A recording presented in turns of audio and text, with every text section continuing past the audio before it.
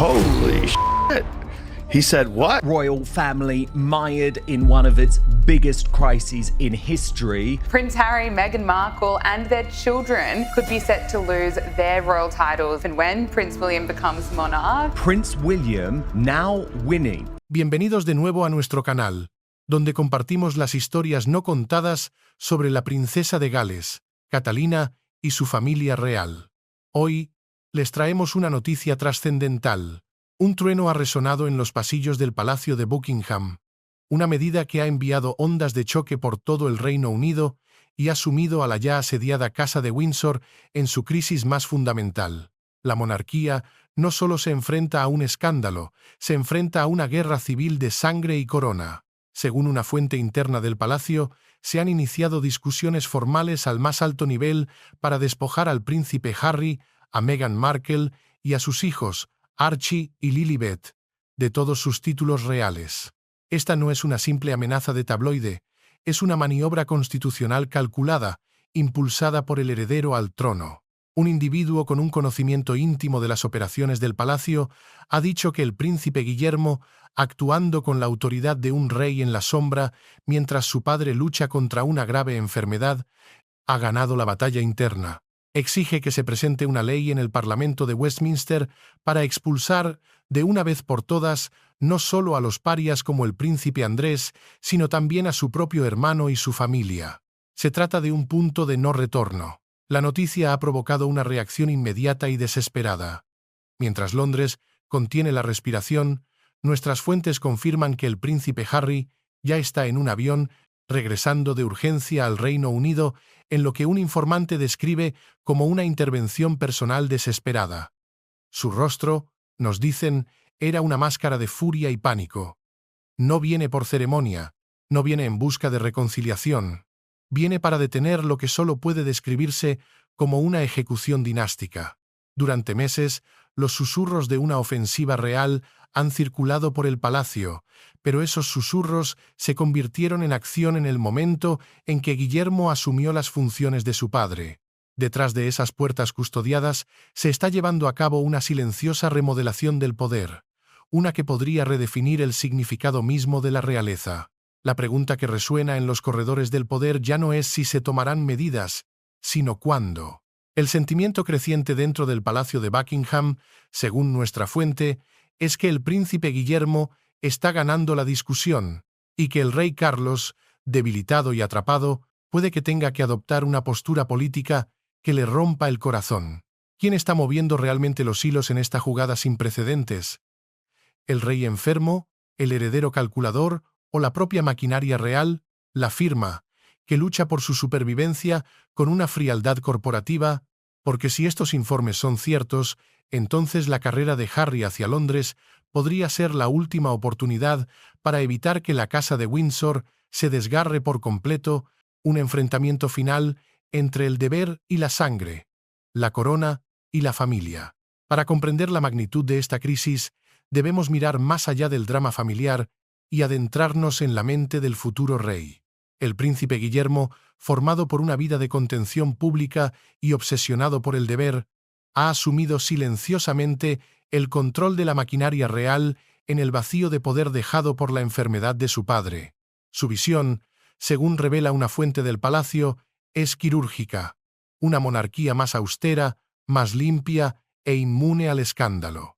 Los días de las caóticas disputas en los tabloides y las memorias emocionales han terminado. Para preservar la corona, el ruido debe ser eliminado.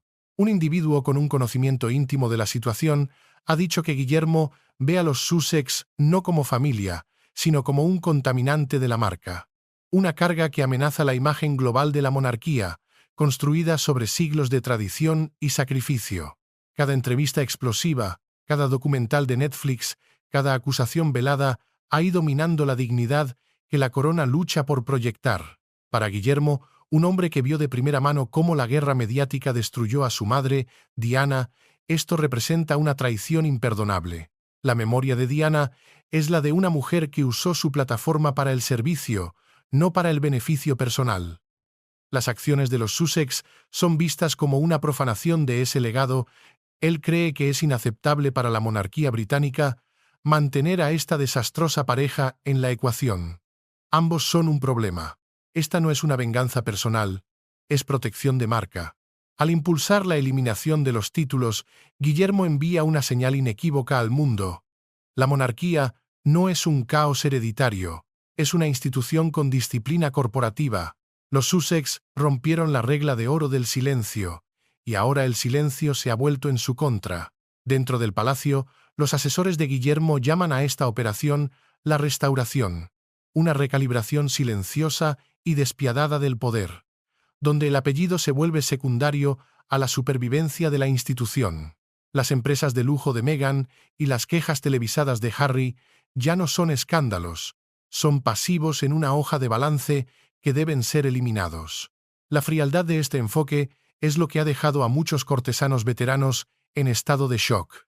Guillermo no está actuando como un hermano herido, está actuando como el director ejecutivo de la firma.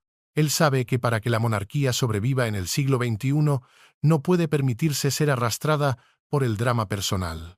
La institución debe ser más importante que los individuos que la componen, incluso si esos individuos comparten su sangre. En este nuevo orden, el perdón no es una estrategia, es una debilidad. Y si eso es cierto, entonces el repentino regreso de Harry no es una reconciliación. Es una rendición de cuentas ante un tribunal que ya no preside su padre, sino su hermano. Al otro lado del Atlántico, en el imperio de influencia que Harry y Meghan esperaban construir, el brillo ha comenzado a desvanecerse. La noticia de la inminente acción del Parlamento ha caído como una bomba en su mansión de Montecito. La ironía es amarga y profunda. Los títulos que Harry una vez abandonó, afirmando que eran una jaula dorada, ahora representan su último y frágil vestigio de pertenencia. Sin ellos, no es un príncipe en el exilio. Es simplemente otra celebridad de segunda fila persiguiendo la relevancia. Un hombre definido no por lo que ha luchado, sino contra quién ha luchado. Un informante cercano a su círculo íntimo revela que Harry está incandescente de rabia y completamente destrozado. Siente que esto es una traición definitiva, no solo de su hermano, a quien una vez consideró su único aliado, sino de la institución a la que sirvió honorablemente durante una década en el ejército. Su vuelo de emergencia a Londres, nos dicen, es un acto impulsado por el pánico y la incredulidad. Él cree, en una muestra de ingenuidad casi trágica, que puede apelar al lado sentimental de su padre, el rey Carlos, recordándole los lazos de sangre que los unen y los recuerdos compartidos antes de que la maquinaria de la corona los separara. Sin embargo, lo que Harry no comprende es que ya no está tratando con su padre. El hombre está tratando con Guillermo, el custodio implacable de la corona.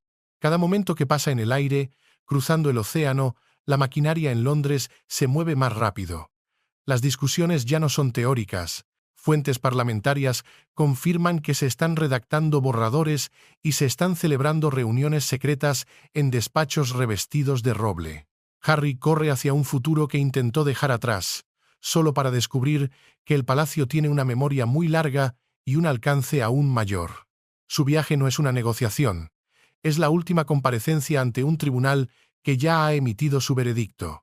El príncipe que una vez fue adorado como un héroe militar, el príncipe soldado, ahora es un hombre sin ejército, volando hacia una batalla que ya ha perdido, y el mundo observa cómo el exilio autoimpuesto se transforma en un destierro forzoso. La paciencia dentro del palacio se agotó hace mucho tiempo, y la gota que colmó el vaso, según múltiples fuentes internas, fue la audaz y descarada comercialización de su estatus real. Lo que comenzó como un cuento de hadas, un príncipe enamorándose de una actriz estadounidense y modernizando la monarquía, se descompuso rápidamente bajo las luces fluorescentes de la realidad. Para el año 2020, los Sussex habían hecho las maletas, anunciando una nueva y audaz misión: la independencia. Pero esa libertad se convirtió rápidamente en una franquicia. Lo que empezó como una reinvención personal se convirtió en un imperio mediático construido sobre las sombras del palacio. Un podcast que diseccionaba el privilegio. Una docuserie que reescribía la historia. Cada ofensa privada se convirtió en un titular. Cada titular en una fuente de ingresos. Y junto a Harry, Meghan, siempre estratégica, usaba cada foco como una plataforma de ventas. Sus rumoreados planes para una línea de cosméticos de lujo inspirada en la elegancia real no pasaron desapercibidos en los pasillos del poder de Londres. Para el establishment, eso no era emprendimiento, era explotación. Una fuente del palacio lo caracterizó como un intento deliberado de monetizar un legado que ellos mismos despreciaron. Era, en esencia, una infiltración silenciosa, un intento de construir una dinastía de diseño paralela a la Casa de Windsor. La contradicción era flagrante y cada vez más insultante. ¿Cómo se puede rechazar un sistema mientras se embotella su imagen para venderla al público? Exigían respeto a una institución que habían pasado años desmantelando. En cada entrevista, Harry hablaba de sanación, pero cada revelación reabría heridas que la monarquía estaba desesperada por cerrar. Para Guillermo, esto representaba una traición al legado de su madre, Diana, quien entendía el poder de la imagen real como una herramienta para el servicio, no para el beneficio personal. Mientras él se enfocaba en el deber, Harry se enfocaba en los documentales. Los humanitarios no tratan a la familia de esa manera, no traicionan a su país de esa manera. El palacio se dio cuenta de que la verdadera amenaza no era su exilio, era su atención. Y la maquinaria de la corona, bajo el nuevo y frío liderazgo de Guillermo, se preparó para cortar el suministro de la única moneda que les quedaba, su conexión con la realeza.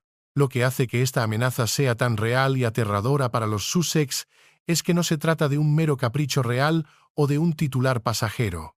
El plan de Guillermo se basa en un precedente histórico y legal escalofriante, la Ley de Privación de Títulos de 1917. Un asesor de palacio, hablando bajo estricto anonimato, confirmó que este estatuto es el arma humeante que Guillermo ha presentado a su padre, un documento que cambia todo el juego. Para comprender esto, debemos retroceder en el tiempo a los días más oscuros de la Primera Guerra Mundial. La Casa de Windsor, que en aquel entonces todavía llevaba el nombre alemán de Sajonia, Coburgo y Gotha, se enfrentaba a un profundo sentimiento antialemán en Gran Bretaña. Para demostrar su lealtad, el rey Jorge V no solo cambió el nombre de su dinastía, sino que apoyó la aprobación de esta ley. Fue un acto despiadado diseñado para purgar a los traidores de la línea de sucesión, permitiendo al monarca despojar de sus títulos británicos a cualquier noble que hubiera portado armas contra su majestad o se hubiera adherido a los enemigos de su majestad. Fue una declaración de que la lealtad a la corona estaba por encima de los lazos de sangre. Al resucitar esta ley de hace más de un siglo, Guillermo no solo está sugiriendo una solución, está trazando un paralelismo devastador y deliberado. Equipara la traición mediática y comercial de Harry con la traición en tiempos de guerra. El mensaje es severo y claro. Las acciones de los Sussex, al atacar y monetizar la institución, son vistas como un ataque a la soberanía de la corona, una forma de adherirse a los enemigos de la monarquía en el tribunal de la opinión pública. Lo más importante es que esta ley requeriría un acto del Parlamento, lo que aleja la decisión de una mera disputa familiar y la convierte en un asunto de Estado. Le da a Guillermo la cobertura política que necesita y atrapa a Harry en una red de la que no puede escapar con simples apelaciones emocionales. Ya no se trata de un padre perdonando a un hijo, se trata del Estado protegiendo a una de sus instituciones fundamentales. La historia, parece, se ha convertido en el verdugo de Harry, y el arma que una vez fue forjada para derrotar a los enemigos de la nación, ahora apunta directamente a su propio corazón. En medio de esta tormenta constitucional, el rey Carlos libra su propia batalla privada y silenciosa, atrapado entre su amor paternal por su hijo menor y el peso aplastante de una institución que se desmorona, siente el peso de la historia sobre sus hombros.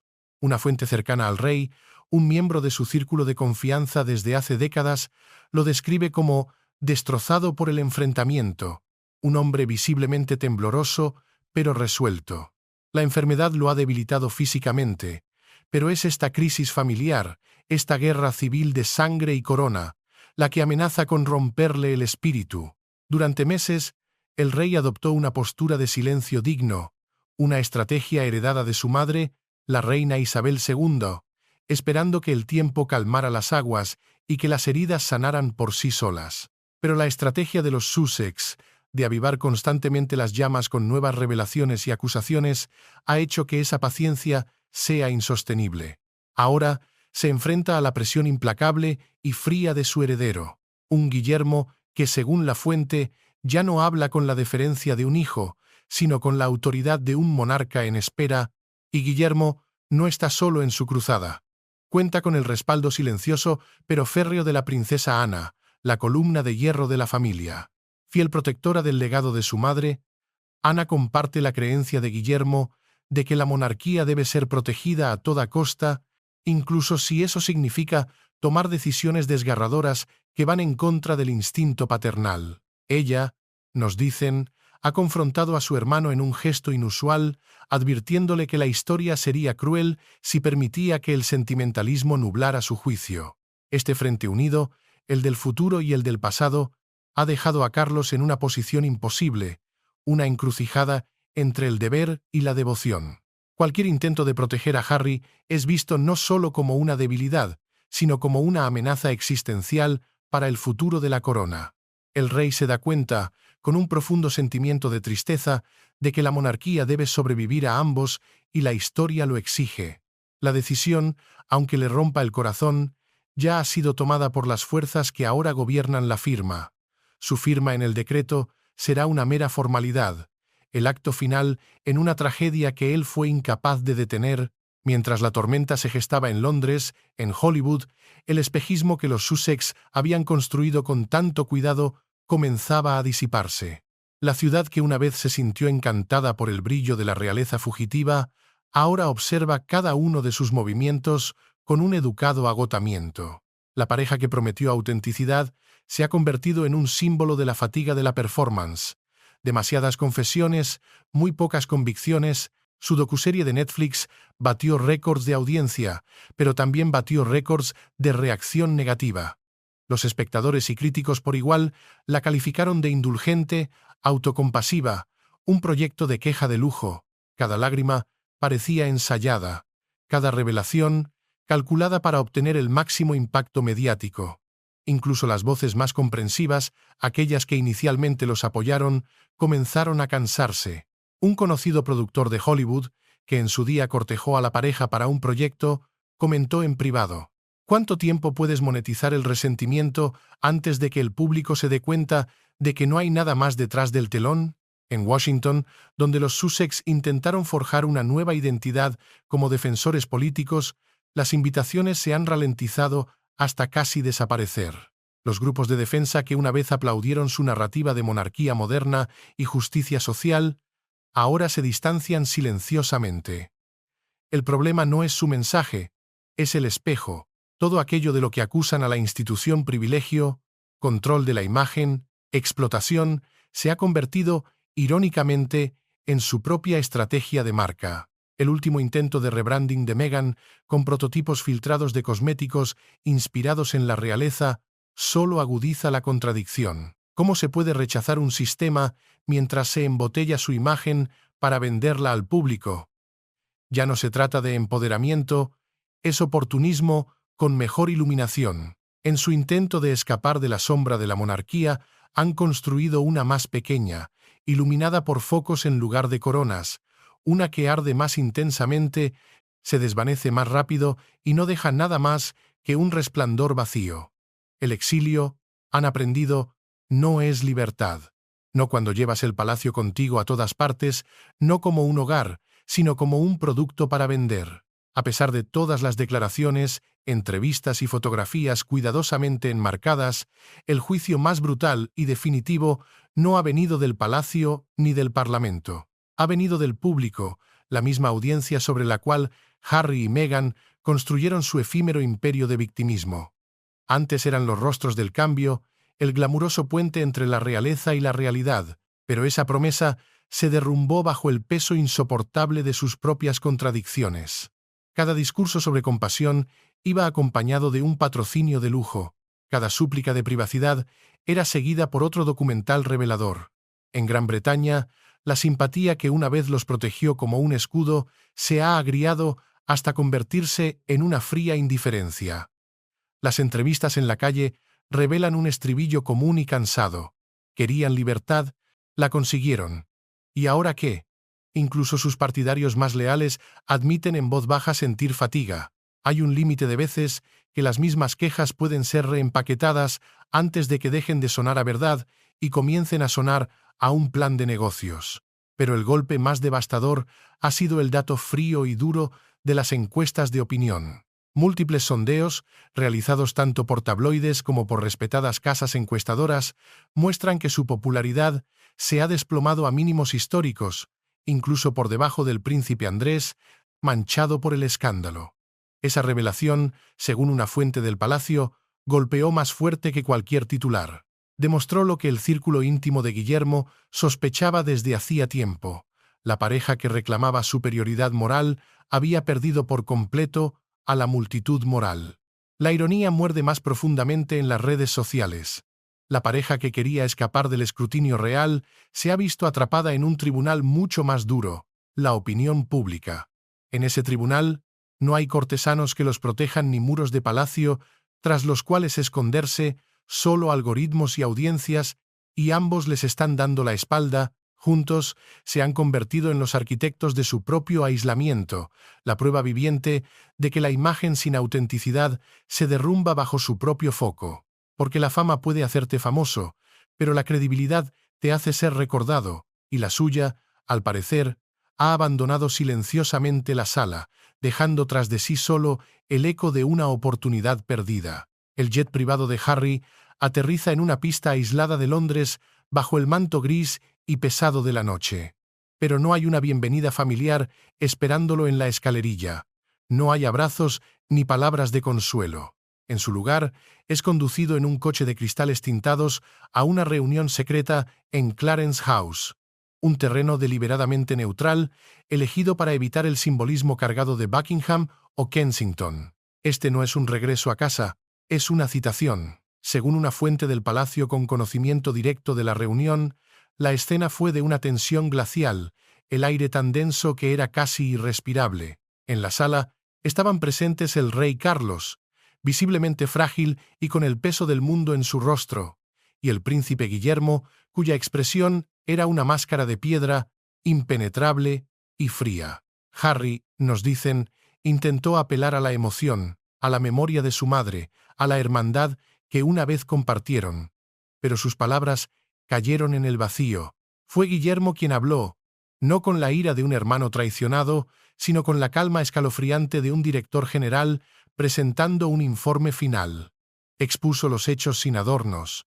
Sobre la mesa, un dossier encuadernado en cuero detallaba el daño a la reputación de la monarquía, las encuestas de opinión negativas y las consecuencias financieras de su marca Sussex. Era una presentación corporativa de la ruina familiar. Luego, con una voz desprovista de toda emoción, Guillermo pronunció el ultimátum final.